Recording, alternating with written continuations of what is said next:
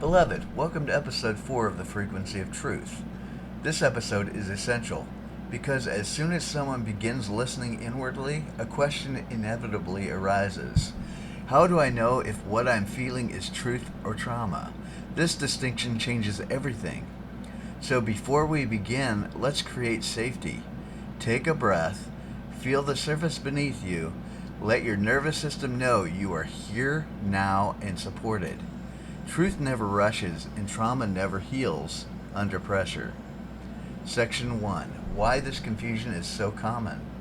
Many people confuse trauma response with truth because both can be intense, but intensity alone does not equal truth. Trauma speaks loudly because it is protecting something wounded. Truth speaks clearly because it does not need to defend itself.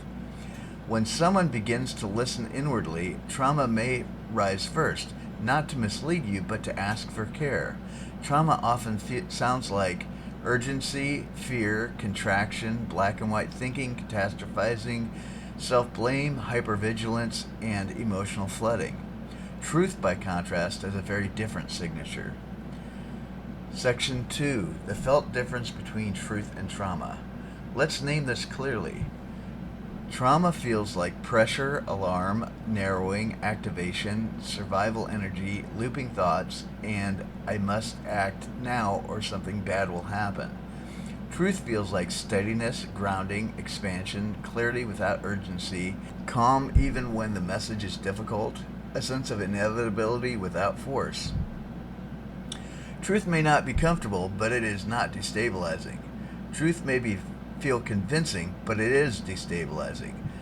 This distinction is not intellectual, it is somatic. Section 3. Why trauma often speaks first. Trauma speaks first because it formed early. It learned to scan, to anticipate, to protect, to react. When you begin listening inwardly, trauma says, wait, before you go any further, look at this. I've been holding this alone. This is not sabotage, this is self-protection asking for safety. Truth does not compete with trauma.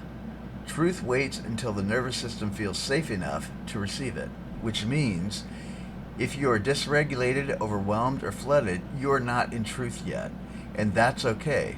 The path forward is not forcing clarity, it is creating safety. Section 4. The role of safety in accessing truth. Truth emerges from regulation, not from intensity, not from urgency, not from emotional overwhelm. When your body feels safe, breath deepens, perception widens, clarity stabilizes, insight integrates, truth becomes accessible. This is why trauma-informed listening is essential. You do not bypass trauma to treat truth. You tend to trauma so truth can emerge. Safety is the bridge. Section 5. Live practice, discerning the voice. Beloved, let's practice together. Place a hand on your chest or your belly. Bring to mind a question you've been wrestling with. Now notice, is there urgency? Is there fear? Is there pressure to decide right now? If so, that is likely trauma asking for safety. Now take 3 slow breaths.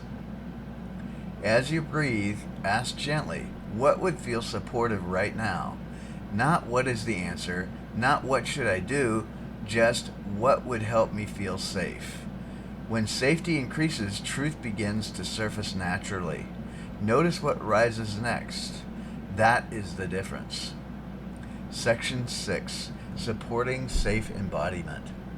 Beloved, if this episode resonated, if you recognize moments where urgency masked itself as truth, know this. You are not wrong. You are not broken. You are not failing at listening. You are learning discernment. If you'd like support learning how to safely regulate your nervous system so truth becomes clearer and steadier, I've created a space for that. Inside the Vibrational Sanctuary, you'll find trauma-aware, body-based practices designed to help you create safety first so truth can emerge without force. You'll find the link in the show notes. Enter only when it feels supportive. Truth does not demand healing, it arises when healing is honored.